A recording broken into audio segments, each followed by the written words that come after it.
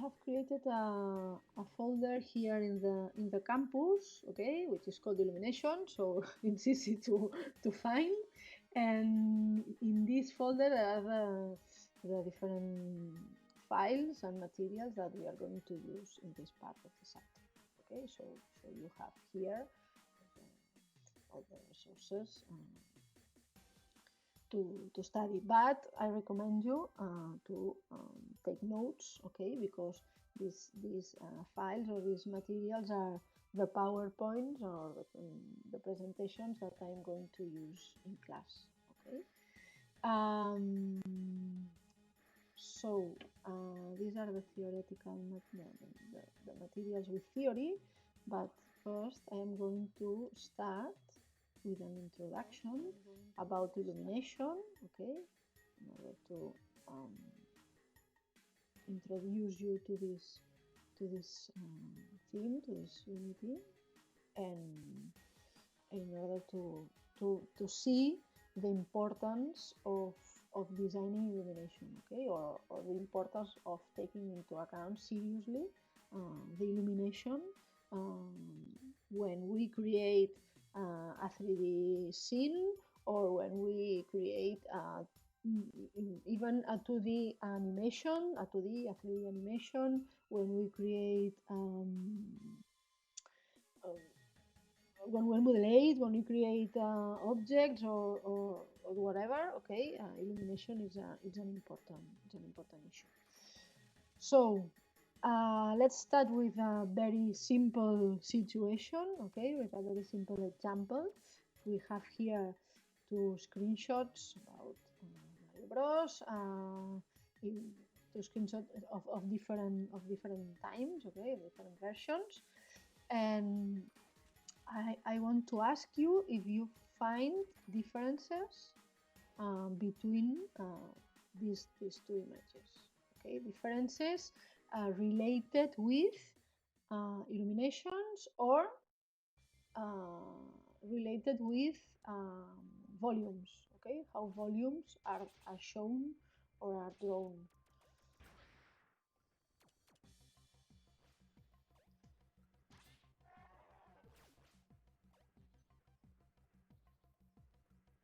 I saw that Mark was writing, but now I don't see if there is someone who is writing. I will wait for answers.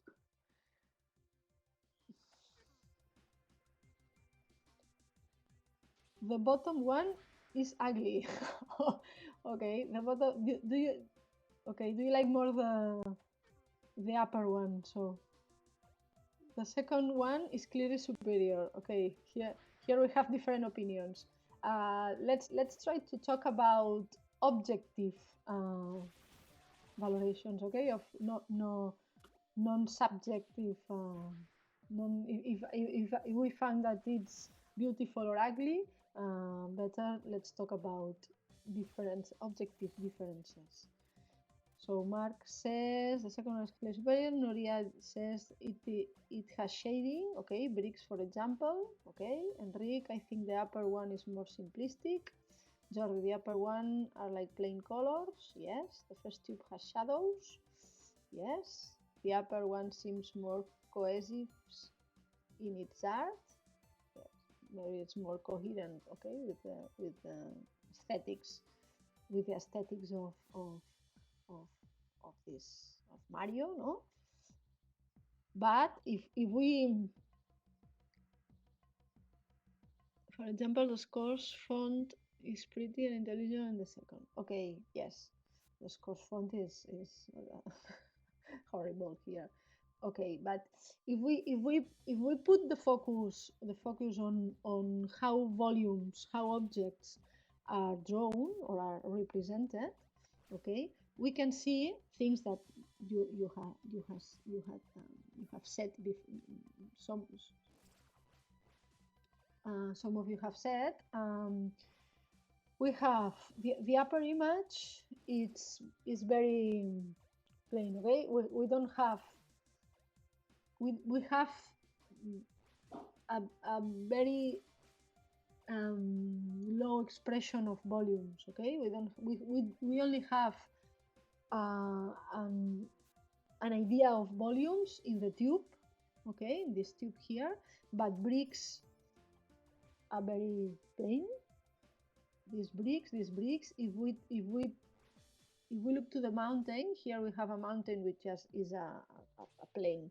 No, it's a uniform color figure without any volume. Okay, and if we see the image, the bottom image, we can see that bricks has more volume than in the upper image. Okay, it has. We can understand, or we can perceive a little bit more the shape of these bricks, that they are not plain. And we can see, I think that the mountain it's a good example. We can see that the mountains has a little bit more volume than here. Okay, we don't see them as plain mountains, as if they were a piece of paper, a cutted piece of paper, and we can see that they have a shape. Okay, and it's, I think that the curious thing is that we can see some volume in these mountains. We can understand the shape of these mountains only using two plain colors. But these two plain colors has been used taking into account the concepts of light and shade. Okay, we have parts that has a lighter color, so they are the illuminated faces of the mountain, and we have faces, or we have parts with a darker color, which we understand that are the shaded faces of the mountain, no, the faces where we have shadow. Okay, so using only two colors, thinking about how light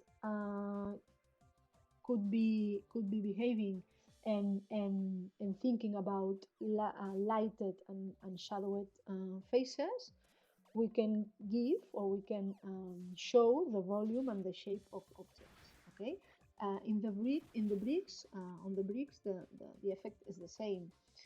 We have a shaded part in the bottom, at the bottom of each brick, a more light part, which is the part that is more illuminated.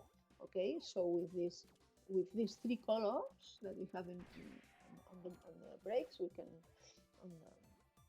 on the bricks. Sorry, we can understand or perceive the volume. Okay, so this way, the way of drawing or representing the volume or the shape of objects when we draw, or when we create 3D objects, the way that we have to show its shape is illuminating. Okay, it's using light, because we understand or we interpret the volumes or the shapes of objects in real world, seeing how the different parts of the object has illuminated parts and shaded parts. Okay. Here we have another example. No, it's a clear example. On the left, we have a very plain image, because we have plain colors without differences between light and shadow. And on the right, we have another example of objects that has certain volume. Okay, that has a shape that seems that it's not on a plane, on a paper. We can understand the shape of these objects. Why? Because here they are using illumination. When they create these objects, they create them using concepts of illumination. Okay, and do you think that we can know about these objects? We can know more things about its shape thanks to illumination. We have more information. farther than the shape. I think that yes, they are more recognizable. You can recognize which kind of object they are, no? Are they? Because you have volume. But if I ask you which is the material of these objects, vale? Adrian says that they seem more like real candy. Why they seem more like real candy? Only by the shape? Only because we understand the shape? Or this lighting is giving us more information? Colors, okay. Reflection, okay. Mark talks about reflection. Yes, we have reflections. We have this white, no, this little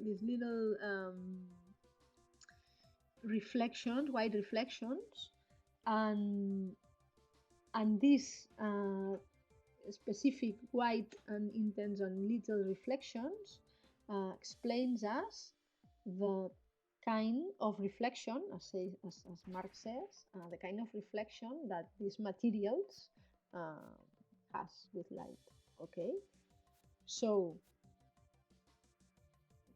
light, in this case, light is showing us shadows and volume, or shadows and reflections, but the kind of reflections that we have here is giving us information about the type or the kind of material, not only the volume but also the material of these candies. No,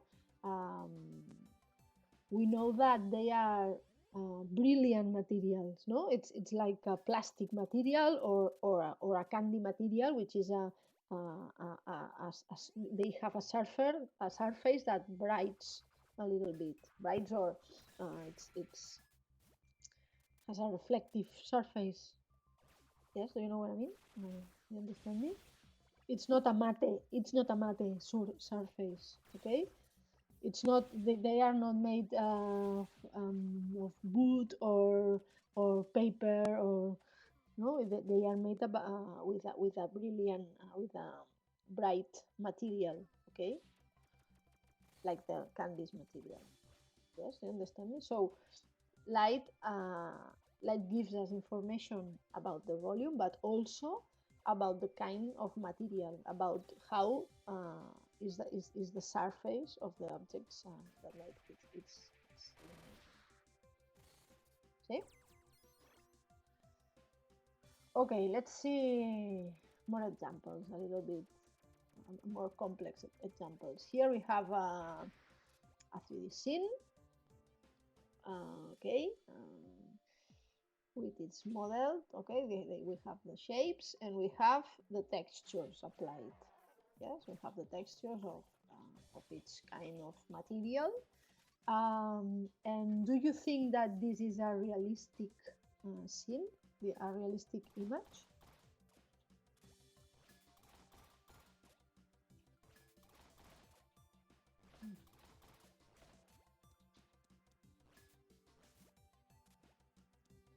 Enrique says that the perspective is exaggerated. Okay, it's a little bit exaggerated, but with a photographic camera, we could have this kind of perspective.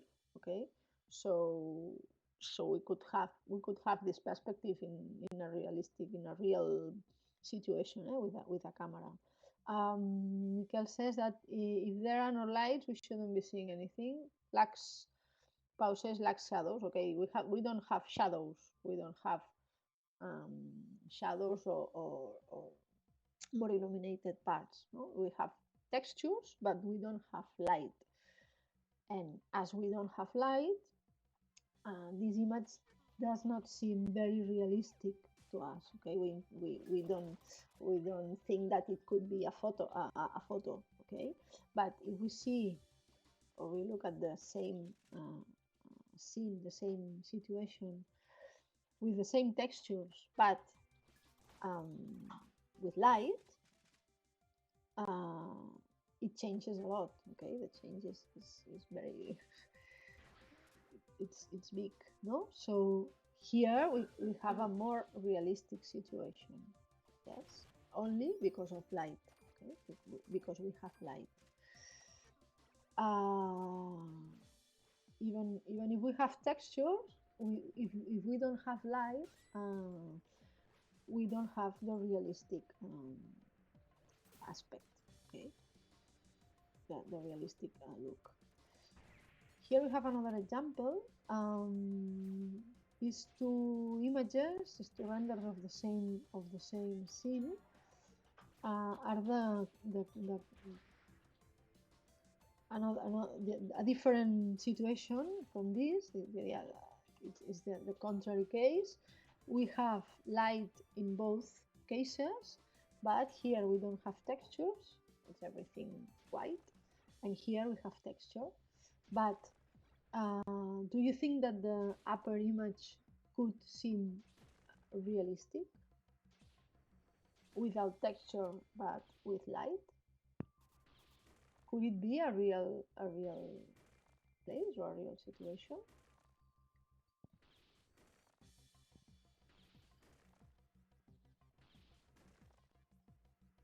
Okay, if it was all marble, for example, no, or if it was all made from by the same material, because it's a sculpture or whatever, it could be realistic, okay, or it could be, we can think that it could be a real place, and we can think it because we have light, okay, with texture but no light, we don't have realistic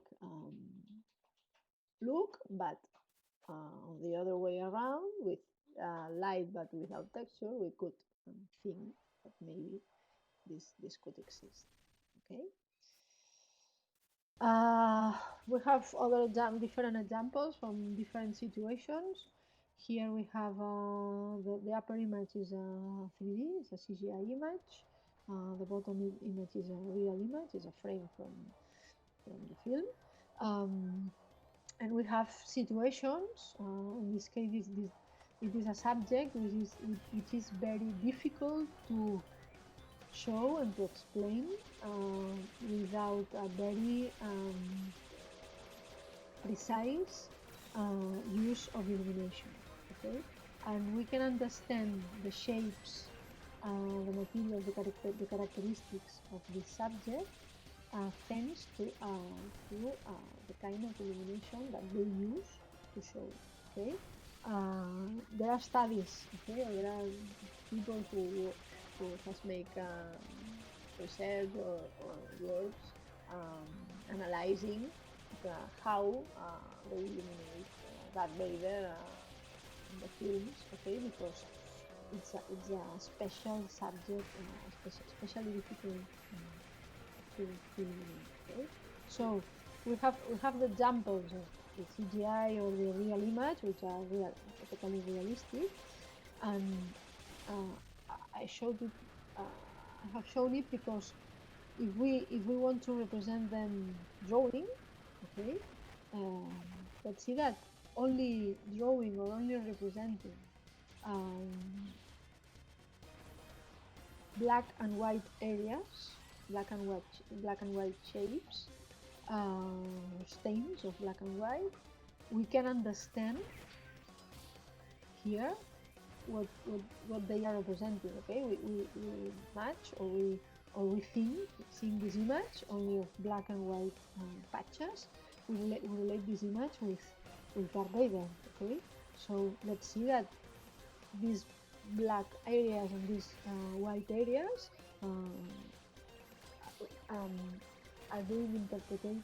We interpret them as lights and shadows. Okay.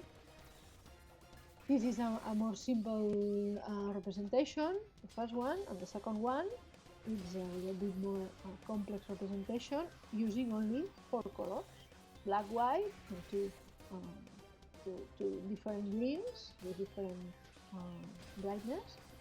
So we have a little bit more possibility of drawing different levels of light and shadow. Okay. but this is an exercise of representing illumination directly, lights and shadows, depending on the direction and the type of light,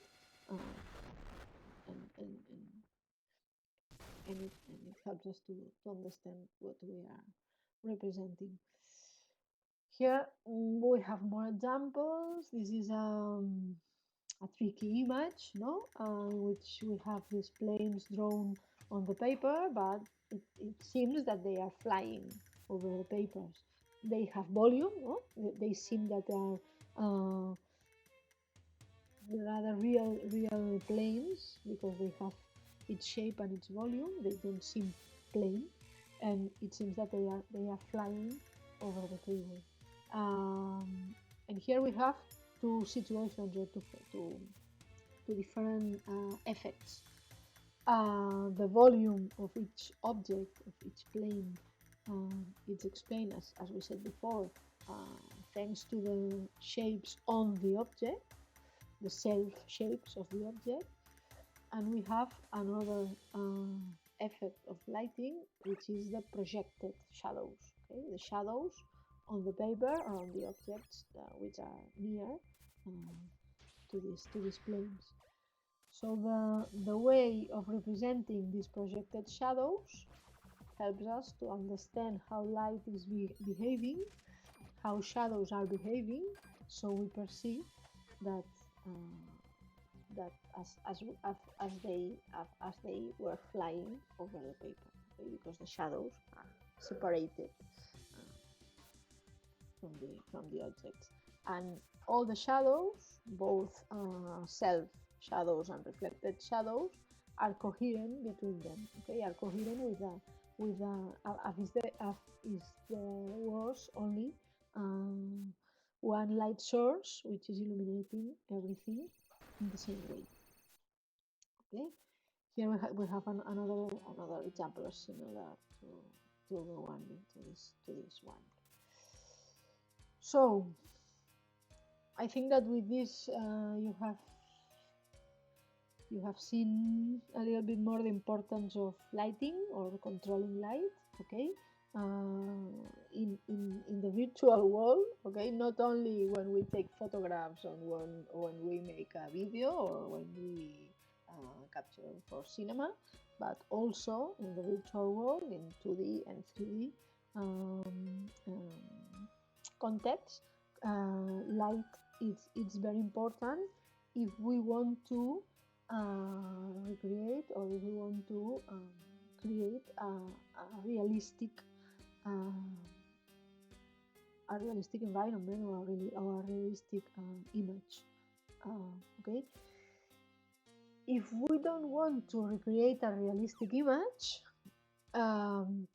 knowing the behavior of light is also important, because if we know the rules, if we know how light behaves in reality, and if we know the laws of light and its interaction with materials, we know also how to break these rules. Okay, so if we want to create a fantasy world or an image or an environment in which the real laws of physical laws don't apply, it's useful also to know which are the rules and how can we break or can we use these rules in another way. Yes? ¿Me explico un poco? ¿Sí? Can you understand it? So, we need to know about the scheme of what we need to know. It's simple. We have objects, okay? We have the elements of our environment, yes? The objects with different surfaces and with different characteristics regarding to how light behaves when interacts with them. We have different light sources, okay? Different kinds of lighting elements. These light sources or these emit a specific kind of light. This light interacts with the different objects and surfaces of the environment, and we perceive this light which has interacted with the materials as is seen by the observer, at us, and thanks to this light source and to the interaction with the materials, we can see our environment, okay, and we can understand and interpret the things that we have around us. Okay, so it's important for us to know the characteristics of these light sources and how they interact with materials, depending on the characteristics of the surfaces of materials. Okay, this is the basic skill of our scope, okay, or about the things that we have to know and control in order to illuminate properly. So I would like to make a list with you about the things that you think that are important for you to learn about illumination. Okay? The things that you think that you have to learn in these classes in order to have more control about lighting. Let's do a random list, okay? And afterwards, I will try to give a structure to structure it.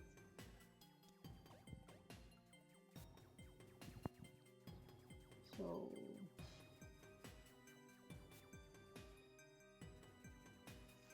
tell me. We are going to. Yeah, I am going to open a PowerPoint document. We will write this list that you are going to give me to tell me.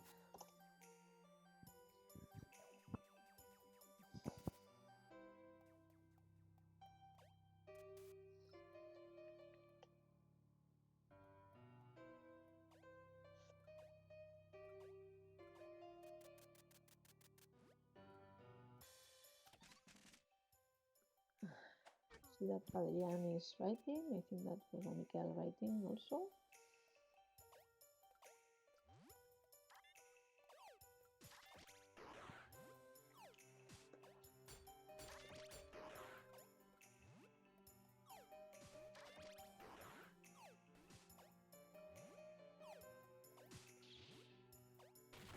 So exactly what we have to say. You have to say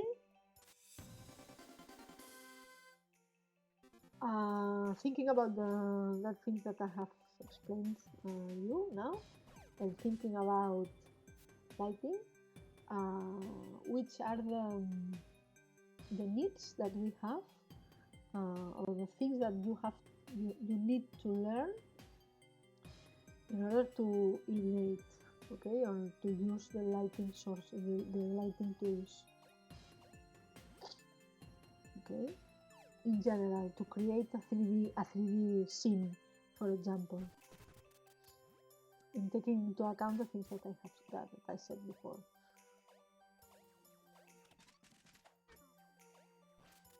As in where to go, what to notice. Okay, you're okay. Pau is it's a funny thing because Pau is telling me one of the things that the video games students used to say the first thing, which is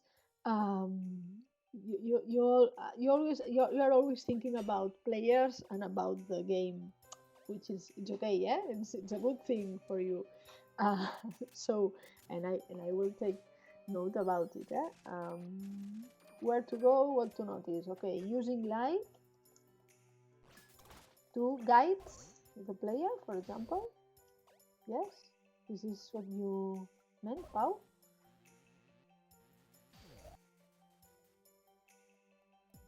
Using light to guide the player, okay?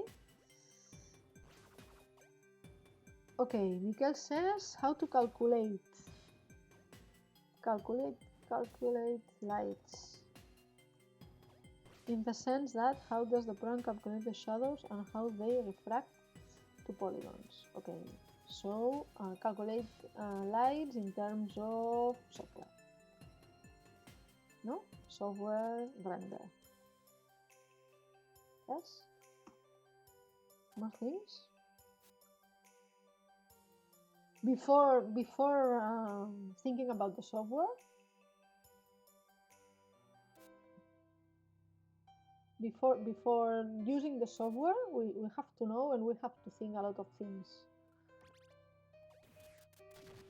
That sounds like graphics programming, yes, but we are not talk about graphics programming, okay? Vale, Enric says, understanding what different kinds of lighting mean to the player. Okay, I will note here different kinds of light. Okay, sources. I have transformed your sentence to be more applicable to the things that I want to say. Well, you're thinking about the player. Okay, it's okay, but let's think about the player or about the result for anybody who sees it. More things?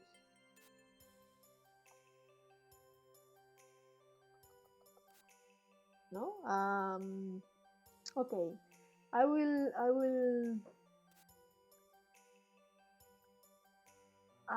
give you another question. Maybe it will help us to focus more on the things that I want you to say. Okay, here we have one thing, different kinds of light sources, okay?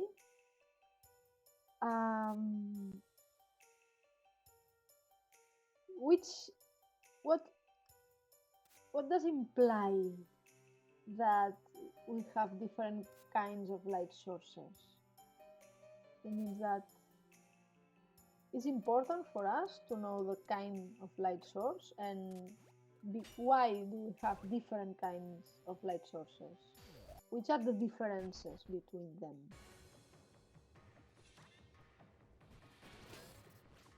Intensity,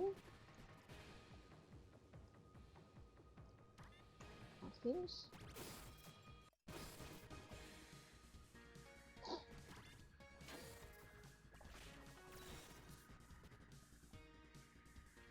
Color. Okay. So we are talking about characteristics of light, okay? We have a light source which emits light that has specific characteristics, and we have different, and this light has different characteristics that are interesting for us, okay? We have another one which is reflection, okay?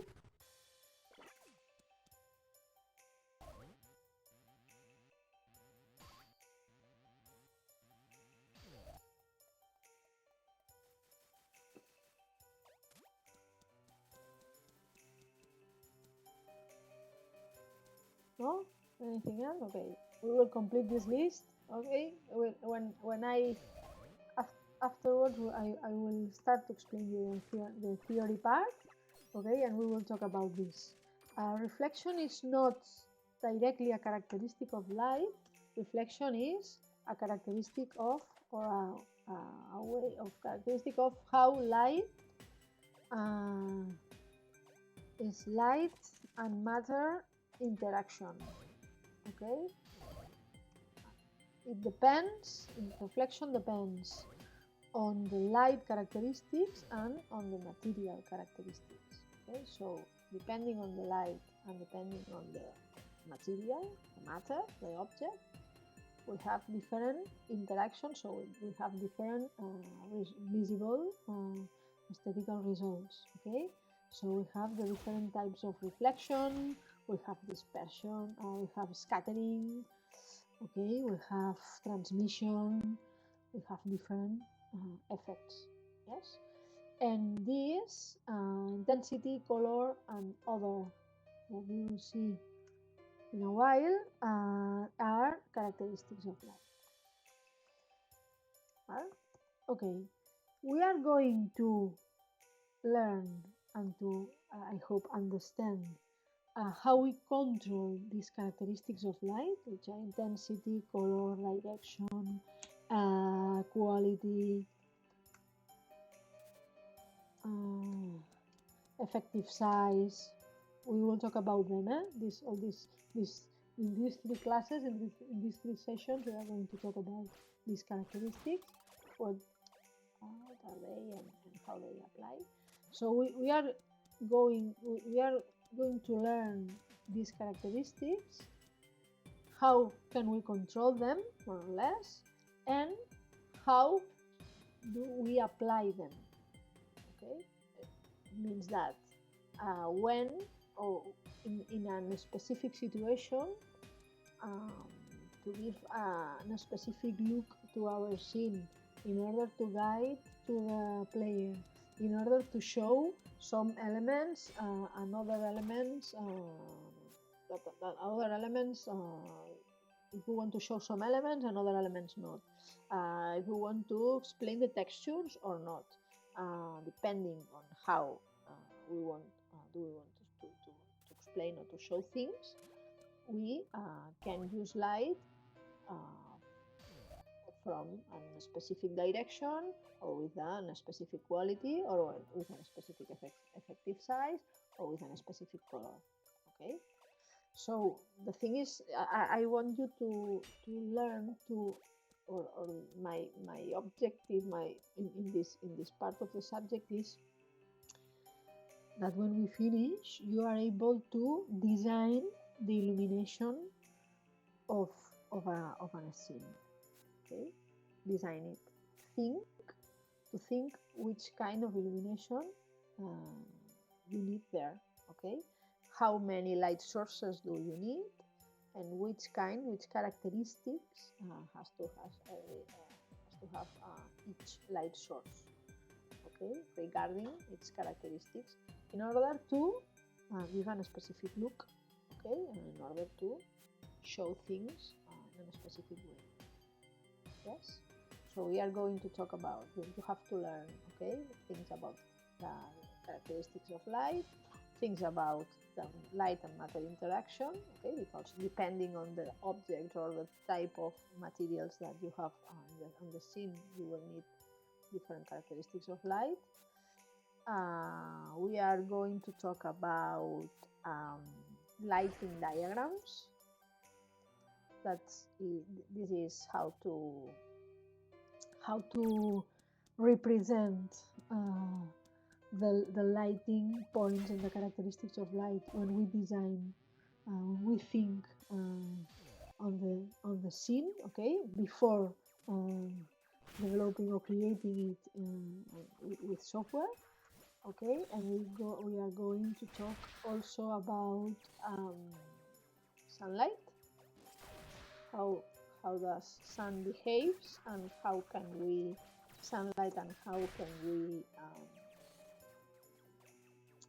recreate it in virtual situations. Okay,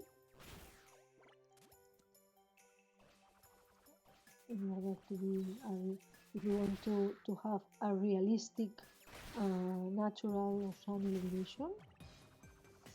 Okay. Yes, you understand a little bit the idea of the things that we are going to do these two classes. Yes, this is the frame in which we are going to work.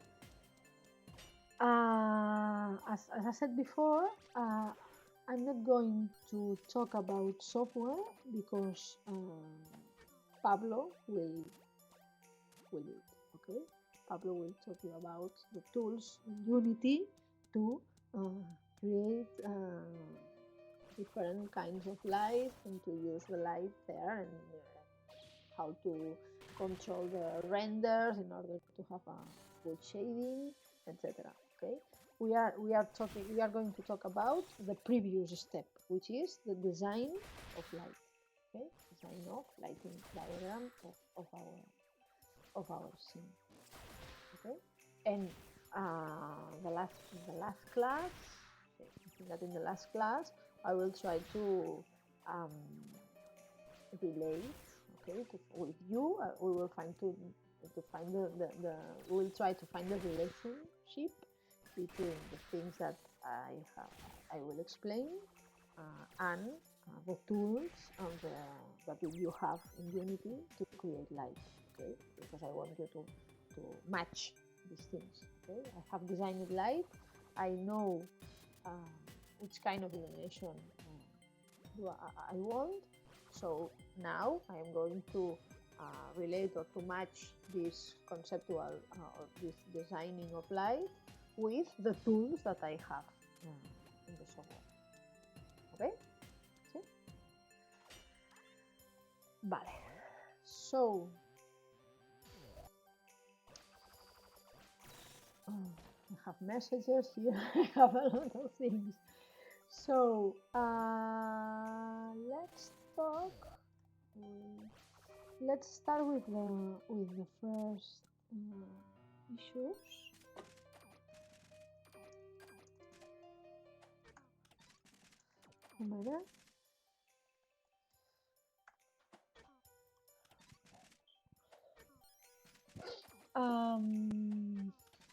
Okay, let's go to the first.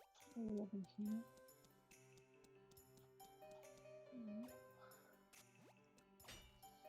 Okay, if we open the first PowerPoint that you have here in campus, we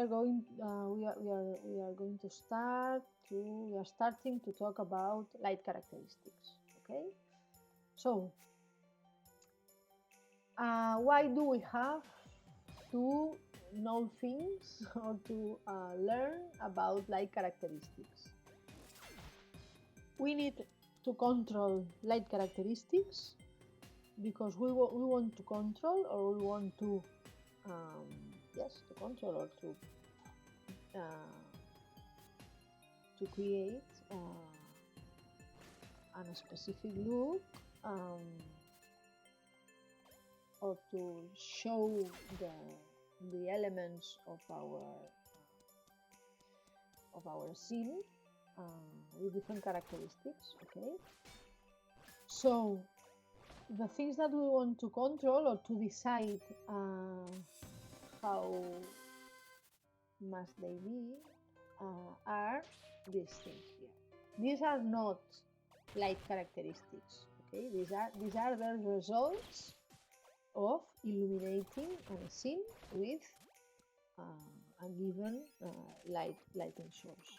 Okay, and these are the things that finally will show on our image or on our scene, and the things that we want to control by deciding which kind of light characteristics we want. Okay? So these things are self shadows, which are the shadows that we have on the objects. Okay, if we see a specific object, the shadows that are on the object are the self shadows. These self shadows, as we've seen before, explains us the volumes and the shape and the position of this object. We have the projected shadows, which are the shadows that the object is. If we see this column here, we have the self shadow, which is here, this shadow here, and we have the projected shadow of the column, okay, on the floor. The projected shadows helps us to explain or to show the relationship between the different elements, okay, of the scene. Okay? The relation, if the column is on the floor or floating on the floor, or depending. Okay, so this information is given by projected chapter.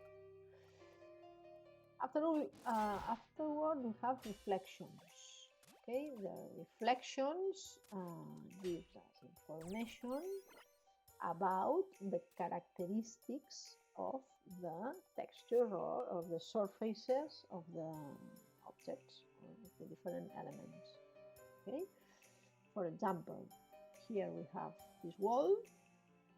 Okay, we have light, one light source coming from the windows. No, I think that you have seen it clearly. We have the sunlight which is coming from the windows in this direction. So we have these projected shadows in this direction, the self shadows on this side of the object, and we have reflections, okay, caused by the light, by this light coming from here. Here we have the wall, and we have something, a plain object on the wall, and we can see that the wall and this object here have different surface characteristics, isn't it? They are of different made of different materials. Yes, and we know it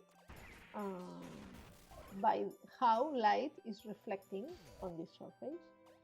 This surface of the wall, it's a little bit bright, but it's mainly a diffuse or a matte surface, which reflects light in a scattered way.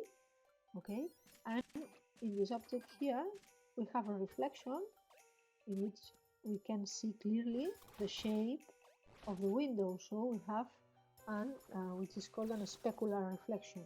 Okay, a reflection of the light source of the object from the light is coming. Yes. Which information is giving us this kind of reflection here about this object?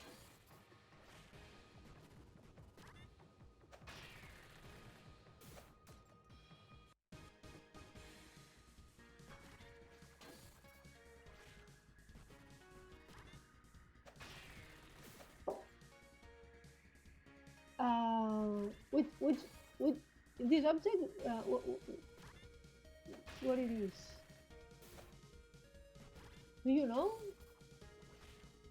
the material? Can you tell me the material of this object here? What can it be? Glass? Okay. Okay. It has a surface of glass. It could be a mirror, or it could be a painting with a glass on it, no? Or a photograph with a glass on it. So we know that it is glass. Why? Because we have a kind of reflection, and a specific kind of reflection, and a specular reflection, which is the typical reflection of light on glass. Okay, so we know the characteristics of this material without seeing the material itself.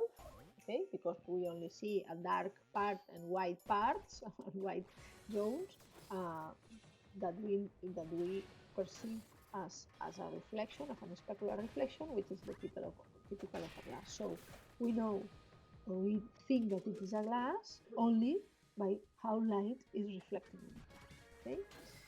So another thing that we want to control, or we want to show in another in a specific way, is texture, the texture of material, okay? The texture of a surface. Maybe we want to show the texture in order to explain the characteristics of these materials, or in some cases or some situations we don't want to show the texture. Maybe if I take a photo of a person, of someone, and I don't want to show the different shapes or defects of the skin, I will use, or I will need to use a light which reduces the expression of textures, for example. No? And we want, or we have to control also the contrast, which is, what is contrast? Can you define contrast? concept of contrast.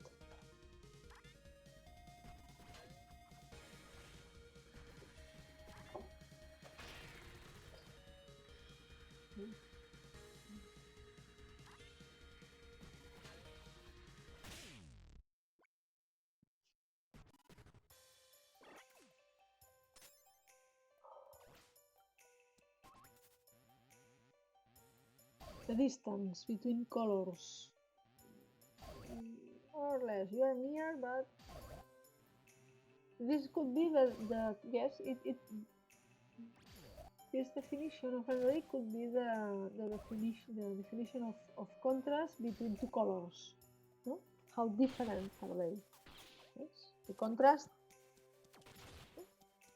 Actually, the contrast is the difference between two things. No, more difference, more contrast. When we talk about light or lighting, we talk about light intensity, no? Level of illumination. So the contrast here for us will be the difference of light intensity between the brighter zone and the darker zone. Okay, have lights and shadows. So the difference of light intensity between the lights and the shadows is the contrast. Okay, we can have a very contrast image or a very contrast situation or a very contrast scene when we have a lot of light, you know, a very intense light. The lightest, the brighter parts, and a very low intensity of light on the darker parts. Okay, so these are the things that we have to or we want to control in order to show in a scene in a specific way, and these are the things or the characteristics of the image or of the scene that are going to be useful for us in order to analyze which kind of illumination has been applied there. Okay, because I think that it will be very interesting for you to learn how to analyze the illumination of a given scene. Okay, if you are able to analyze the illumination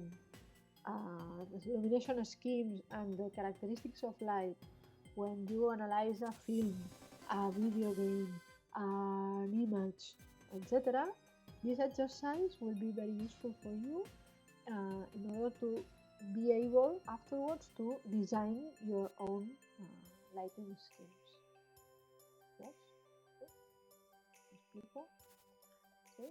The exercise of analyzing it's very useful in order to learn how to illuminate when we have to illuminate something.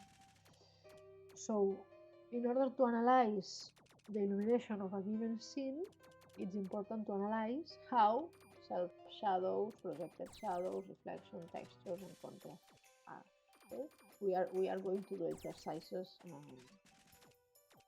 around this. Okay, we will today and the other days we will analyze different images in lighting terms in order to learn how to construct or design lighting schemes. So in order to control all these things, we have to control or to know about light characteristics, and they are that I said before, which are direction, quality, effective size, contrast, and color. Today I think that we will have time. We are going to talk about these characteristics: direction, quality, and effective size. Okay, and next week, next Wednesday, we are going to talk about contrast and color.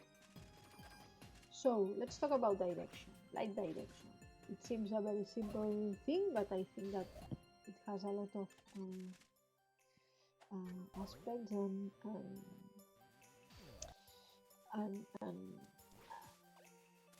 and things that are important to explain and to analyze. Okay, the light direction is the direction of given of a specific light source related with the position of the point of view. The point of view can be our position or the camera position. Okay, it means that the point of view is the point from we are looking the scene, so it can be us or it can be a camera, a real camera or a virtual camera. So the position of light in the position of light from or in relation with this point of view gives us is the light direction. Okay, so when we have the light coming from the same point or more or less the same point as the point of view, as the camera, we have frontal light, okay, which is illuminating the scene or the elements that are in the scene from a front, in a frontal way from our point of view.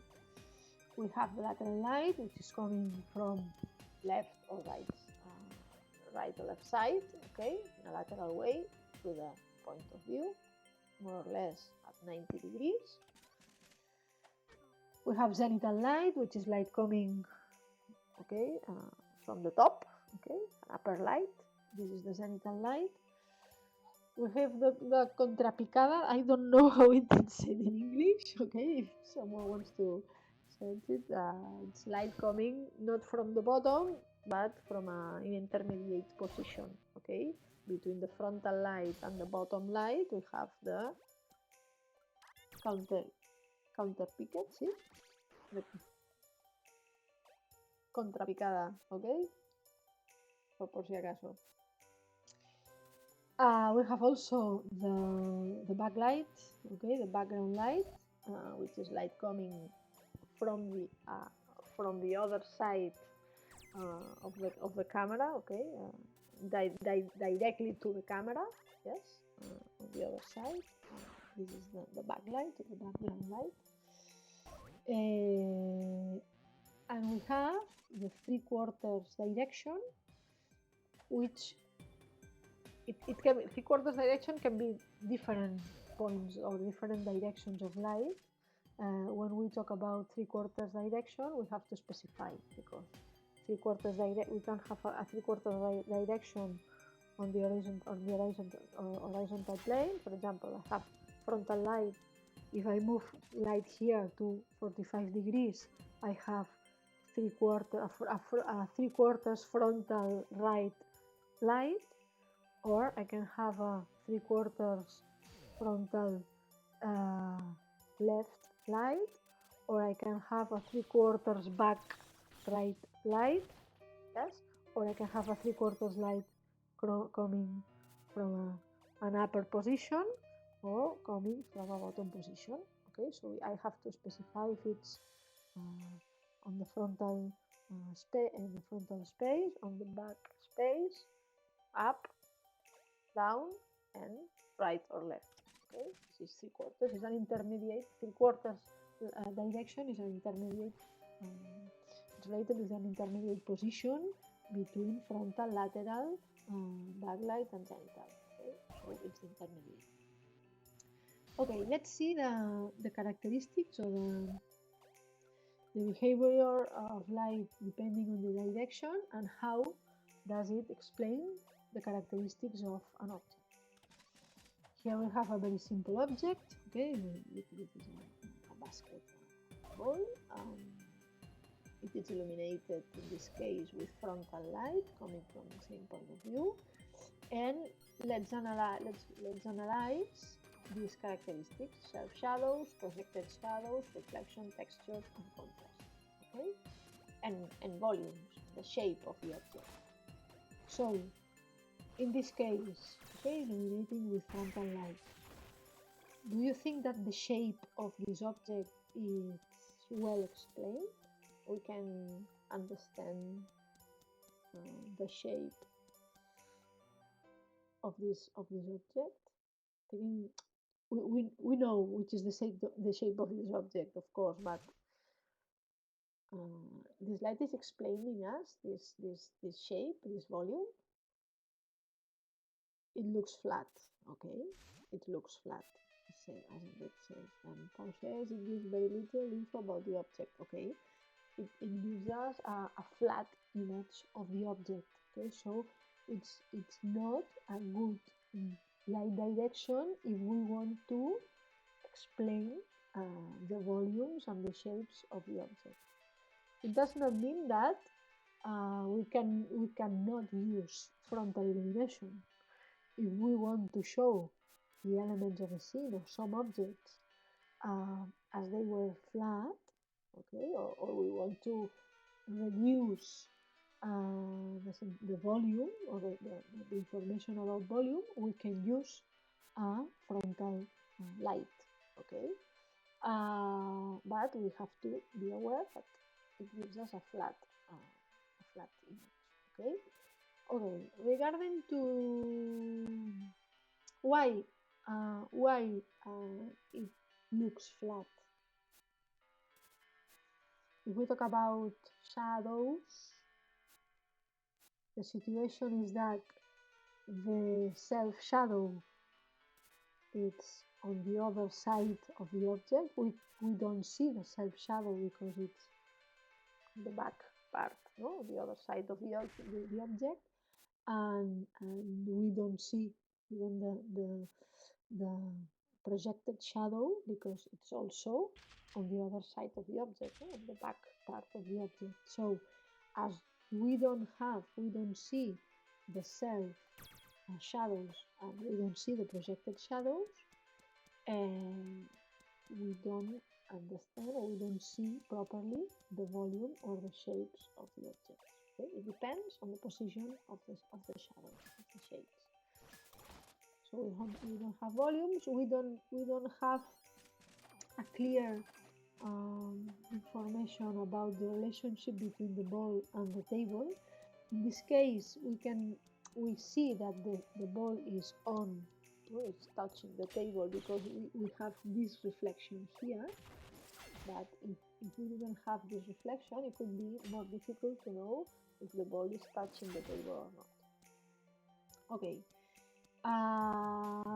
regarding textures, what can you tell me about textures?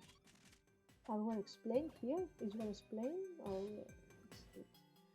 we can see the texture of the object?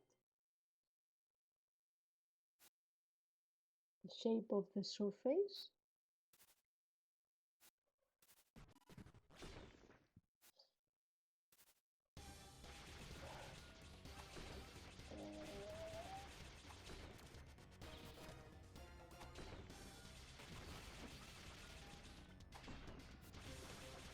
Waiting for Enric.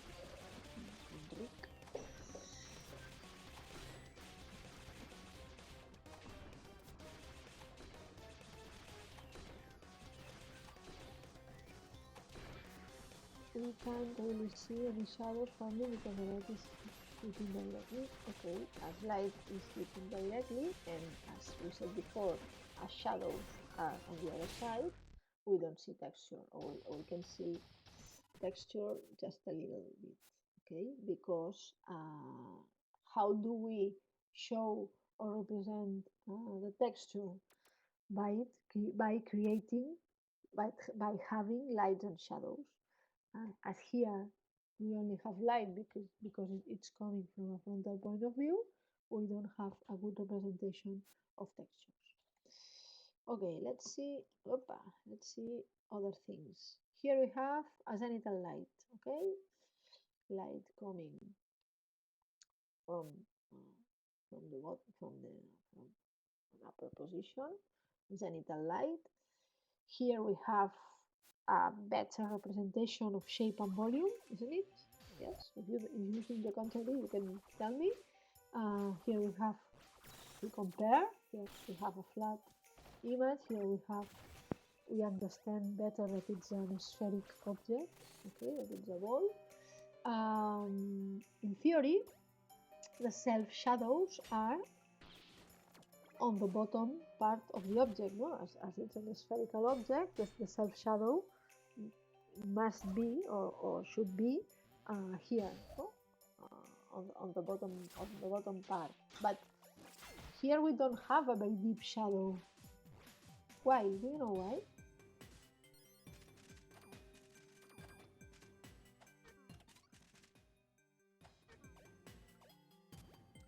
There's a lot of bounce lights, okay? Since the floor is white, okay. The floor is white, the floor of the table is white, so it is reflecting white light. The light that comes from the top, okay, the light that is coming in this direction is reflecting on the table or on the floor, and it's acting as if this floor was a light source itself. Okay, when we have an element or we have a surface which is reflecting light, the result on the object is as if it was a light source itself. Okay, so here we don't have a deep shadow because light is reflecting, but the projected shadow of the wall or eye of the ball on the floor, it's a very deep shadow, okay, and it's a very contrasted shadow, no?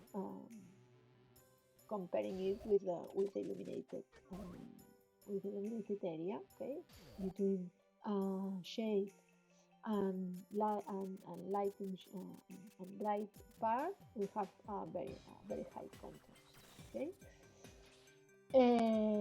Here we can have a better explanation of shape. We have a better explanation or representation of textures. Okay, if we compare this image with this image, we can see the texture because we have the self shadows of the text of the element of the texture represented under them. So we represent these things better. But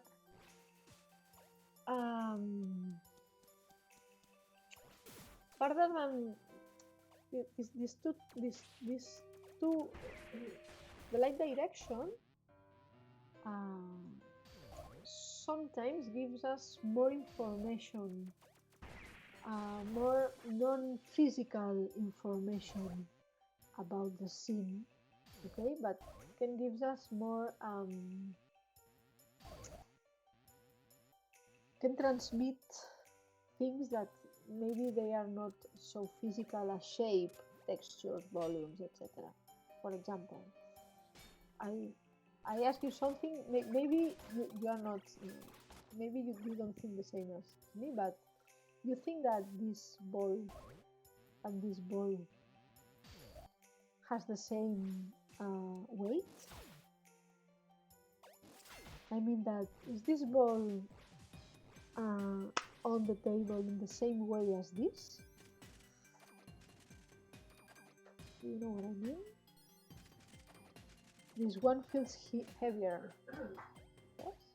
Do you think? I think that this one feels heavier than this one. No? This one seems lighter. It could be maybe here I could say that the ball it's falling on the table, and we have taken the photo just in the moment in which the ball was touching the table, and but at the moment after it's jumping another time. But here it's difficult to explain that the ball is jumping on the table, and we have taken just the moment, no? And this is by the effect of the shadow, okay? This shadow just under the object and so deep, because this is a very black shadow, it's a deep shadow, gives us the sensation that the object is very, it's heavy, or it's well it's on the table in a static way. Yes, Adrian, you don't see that. It's possible, eh? It depends. I just said that these are not physical characteristics or are not physical things that light can express or represent. So there are things that depends on the perception of each person. Okay, so so here we can agree that this is a flattest image than this. No, here I think that everyone sees that we have less texture than here, but maybe there are things that are feeling things that are not perceived in the same way by everybody, by all. Okay, but I think this feeling, I have this feeling. I think that Enrique also, and maybe some of you feel the same. That it seems here the ball seems lighter than here. Okay, it's here the ball. It's a more static image. Okay, the ball is on the table there, and it seems heavier. Okay, and for example, in this image with lateral light, that we have the projected shadow on one side, maybe here it's more easy for us to give the information or to transmit the feeling that the ball is rolling on the table, it's moving on the table, and here the ball is very quiet or very static, and here maybe the ball could be just before the moment of starting to roll on the table. Okay, this having the shadow on a side, it's a more dynamic, gives us a more dynamic dynamic image or dynamic perception. Okay, but these are more not so physical characteristics.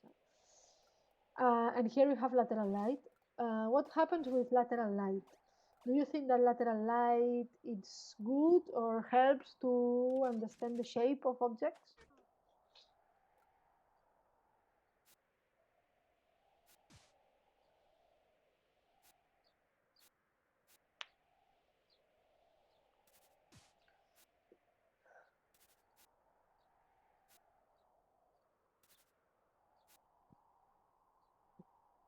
If it's a symmetric object, yes. Yes, if it's a symmetric object and we know it, yes. But if it's not a symmetric object, or if don't know if the object is symmetric or not, here we know it because we know how basketballs are. And if it's a person, we know that in the 99% of cases we are more or less symmetric. But depending on the object, we have one side of the object that we don't see. Okay, because it's the shade the shade the shade part. So it's not a very useful direction to explain volumes and shapes. Okay, so that it's a direction that I don't recommend to use if we want to explain how an object or how a scene is. This kind of illumination is more used to give sensation or to transmit some tension, okay, or a contrasted. It gives us a lot of contrast between lights and shadows, or illuminated and shaded faces or zones. So as we have more contrast and we have parts that are hidden by the shadows, we have more sensation of tension, okay, or of it's not a soft situation, okay. Um, so this can be one of the users of lateral light. Okay, textures are well represented because we have the light. We have very good shadows also on the texture, so the texture is it can be well represented with lateral light. Okay, backlight. I think that it's not necessary to ask you if shapes and textures are well represented here. Okay, we don't see them, so we don't know the characteristics of the object. But do you think that this kind of light direction, the backlighting, can be useful for us or for you? In which situations can it be useful?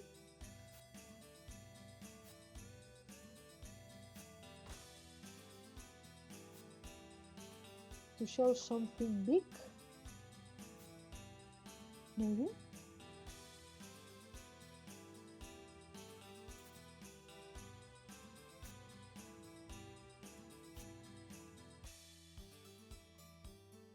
To give mystery, yes, for example, to show something big, to give mystery. For example, you enter a room and there's a huge throne in the middle of the room, okay? And you can interpret, no? You can see that it's a huge throne by the shape, because you see, no, the borders of the shape. You don't see the materials or the characteristics, but you see the shape, and depending on the shape, you can interpret which is the object. But it's in a mysterious environment, no? Or we can, or if we want to hide some characteristics of these objects, no? We can use the backlight in a lot of different situations. Okay, but this is okay to represent to present a character, but just the shape. Okay, and we want to hide, no, for some time.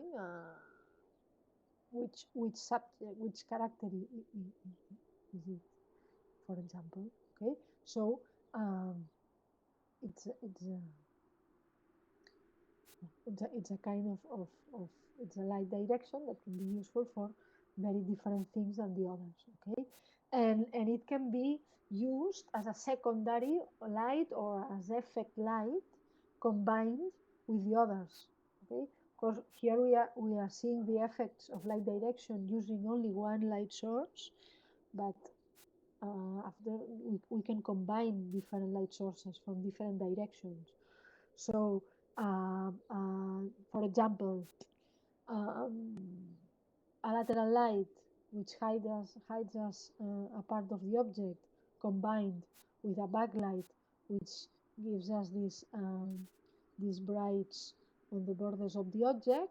Maybe a backlight combined with this could give us the shape, no? The shapes of the borders of this part here, so it could give us a little bit more information, um, or yes, or it could explain us more the difference between the object and the background, for example. Okay, so we can combine the different directions.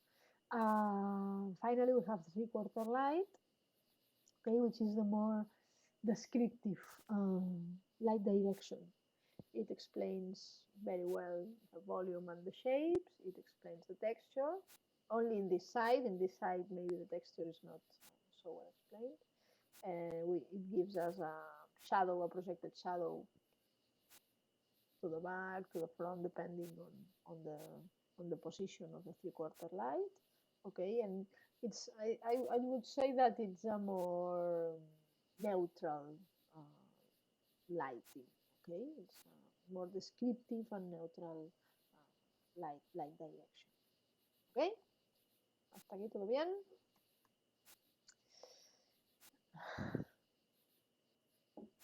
Yes, so let's talk about light quality.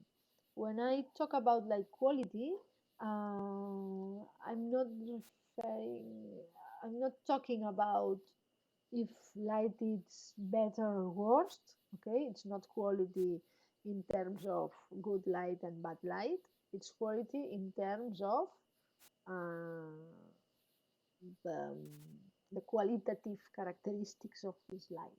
Okay, and this means if we have direct or diffuse light. Okay, um, direct light or diffuse light. Do you know the difference between direct and diffuse light?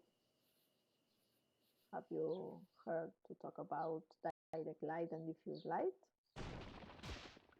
Can you tell me something about it?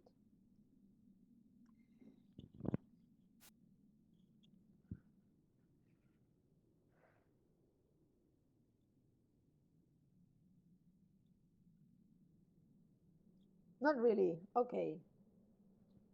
I'm going to explain it.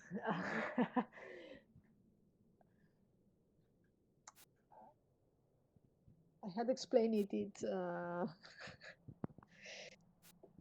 even if you have told me that you know it, but it's only for I need it's useful. These questions are useful for me to know more or less the knowledge that you have um, about these things. Okay, direct light is the light which has it's composed by different light beams which come from the same direction. So they are parallel between them. Okay. Um, when we have a light that comes directly with all the light beams coming from the same direction to the object, we have direct light. Okay. Adrian says, I only know diffuse to put material in the Interest de Max material. Okay. So let's know when you are putting on your when you put material in 3D Max. Let's know about these things and the characteristics that they have. Okay. When we talk about diffuse, you're now talking about to put materials, ¿vale? In 3ds Max. You are talking about diffuse materials. Okay, we will have to make the difference between diffuse light and diffuse material. Okay, I'm going to talk also about diffuse material. The concept is the same, or it's very similar, but now we are talking about diffuse light. So when we choose a lighting tool in 3ds Max, in Unity, in the software that we are using to create 3D elements, the different lighting tools, the different lighting sources in the software has different characteristics regarding to the quality. So depending on if you want to use direct or diffuse light, you will choose a tool or a light source or another. Okay? And as you can see, having direct light or diffuse light has different effects on how we represent the scene. When we have direct light, as all the light beams are coming parallel from the same direction, the projected shadows, for example, are very sharp shadows. Okay, the limits of the shadows are very sharp, and the shadows are very deep. Okay, they are very dark shadows. We have contrasted shadows in relation with environment, with illuminated parts. Okay, so they are deep shadows and very sharp.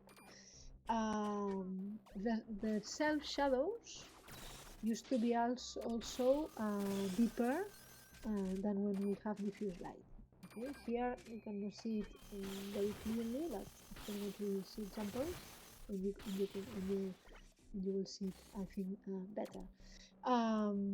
So when we have direct light, we have more contrasted scenes. Okay, and we have more difference between light and shadow. We can see shadows very sharp. On the other side, we have diffuse light. Okay, diffuse light is light which is coming or which is composed by light beams that are coming from different directions. Usually, in the real world, okay, with real light sources, we create diffuse light by putting a diffuser, okay, or a material which scatters light, okay, between the light source and the object. Maybe light sources, okay, the lighting objects, the bulbs or the sun or the light that we usually use Usually these light sources emit direct light or more or less direct light. In order to make it, to transform it to diffuse light, we have to put some material which is translucent, okay, which transmits light, but that makes that light gets scattered, okay? All the different light beams change their direction. Can you give me an example of a diffusing material or scattering material? Material that we can use to create diffuse light?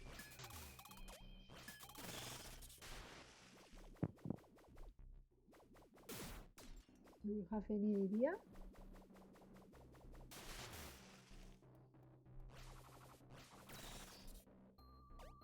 Semi-opaque glasses, for example. Translucent paper, okay, for example, papers that are more or less translucent, semi-opaque papers. Okay, paper is made by different fibers in different directions, so when light passes through the holes, the little holes between the fibers of the paper, it changes direction, and it can be a diffuser. Okay, a tissue, okay, fabrics, okay, tissues, which are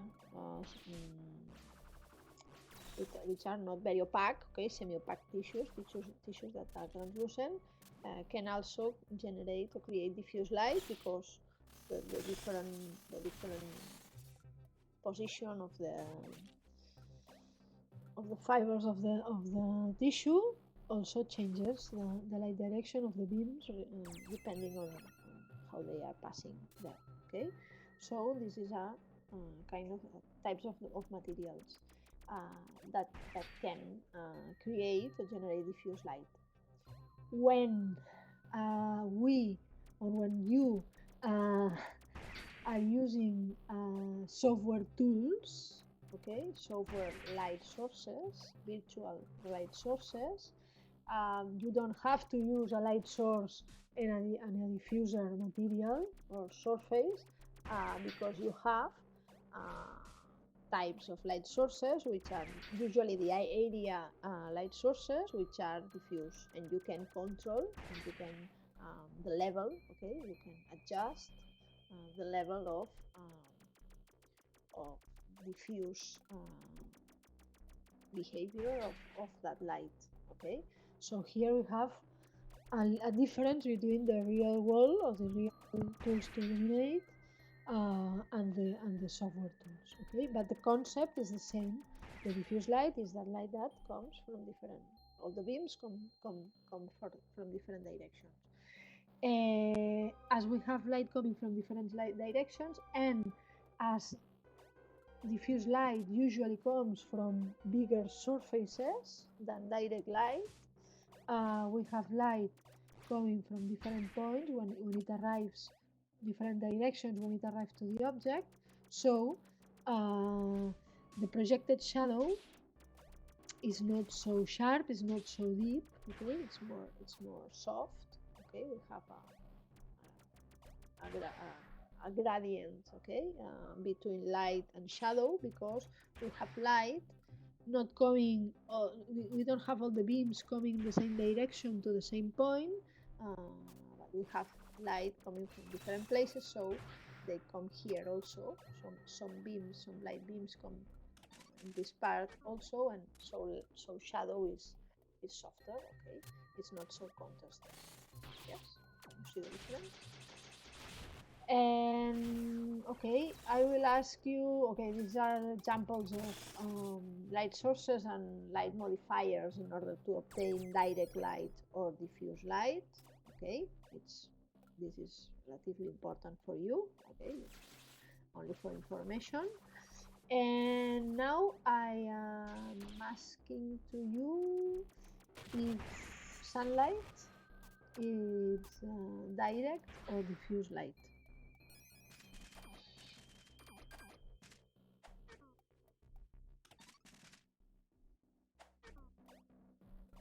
What do you think? The sun gives us direct light or diffuse light?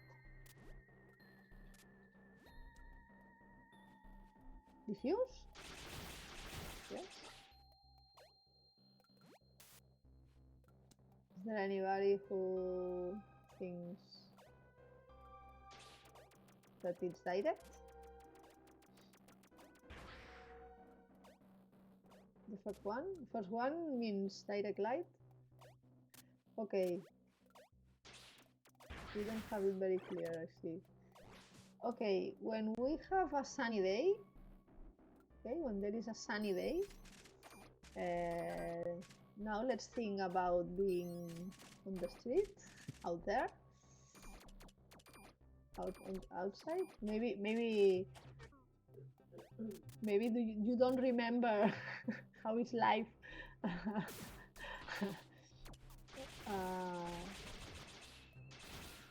when we are not at home, okay? But if we have a sunny day without fog or without clouds, in a sunny day, do you remember how shadows are?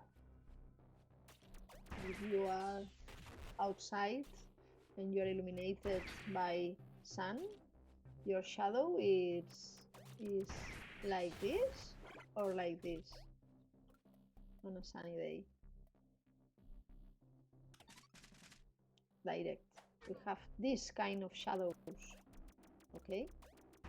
We have on a sunny day, we have this kind of shadows, shorter or longer depending on the direction of the sun, okay? At midday we have short shadows because the sun is more or less in a zenithal position, okay? At other times of the day we have longer shadows, but shadows are like this on a sunny day. So sun without clouds or fog, it's a very direct light, okay? But when we have, when there are clouds, okay, on a cloudy day, clouds behave as a diffusing or a scattering material surface, okay?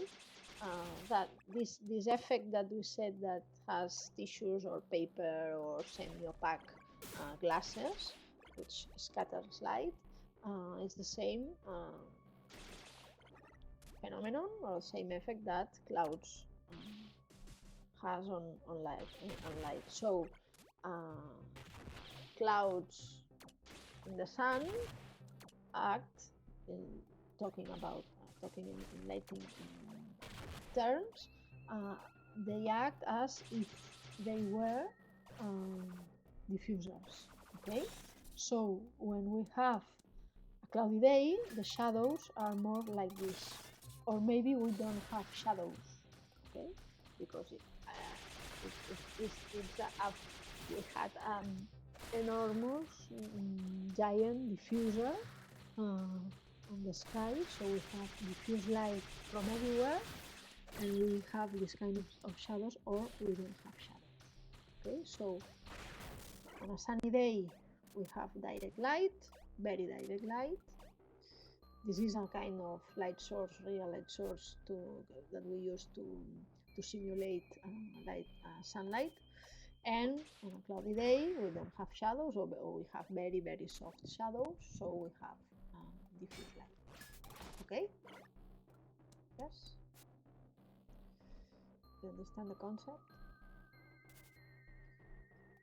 Let's start to understand. I mean, yes, afterwards, I don't know if we will have time today.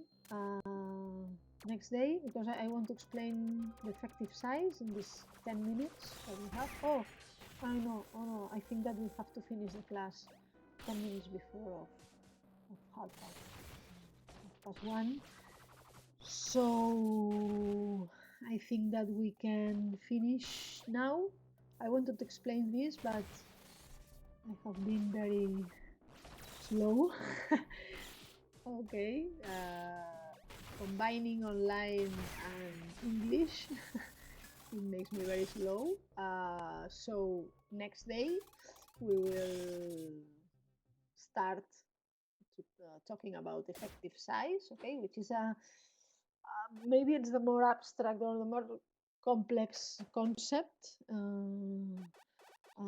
about light characteristics, okay, because it's not very it's not so easy as light direction. So next Wednesday, we will start talking about this, and we will see different examples, and we will analyze, okay, different lighting schemes or lighting situations, ¿vale? But I will give you a little exercise, okay? It's not an exercise that will use a lot of hours, okay? A simple exercise for next Wednesday. I am asking you to choose 3 or 4. Here I put 4, but it can be 3 different scenes from different video games with different aesthetics, okay, with different looks, with different feelings, with different aesthetics. And for each of these different scenes, okay, a screen you can take a screenshot. You will have to analyze the light characteristics of each one, okay? Analyze the number of light sources, the direction of these light sources, and the quality, if they are direct or if they are diffuse, okay? This third point, okay, we can eliminate the third point, okay? It's not necessary to search a similar audiovisual production.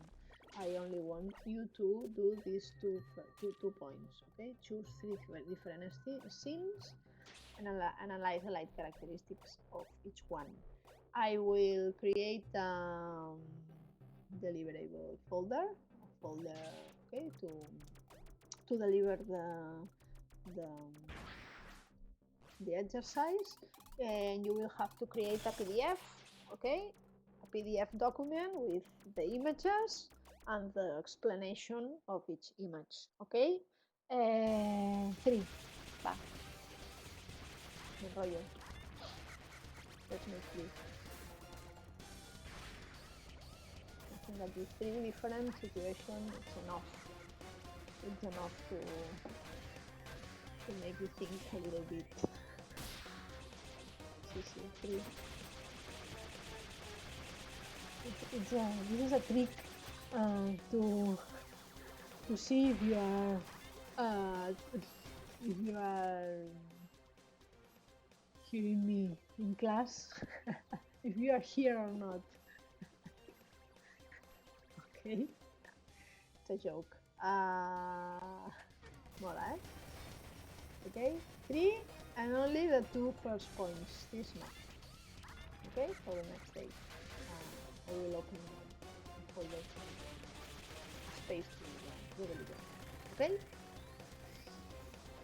So, ya está.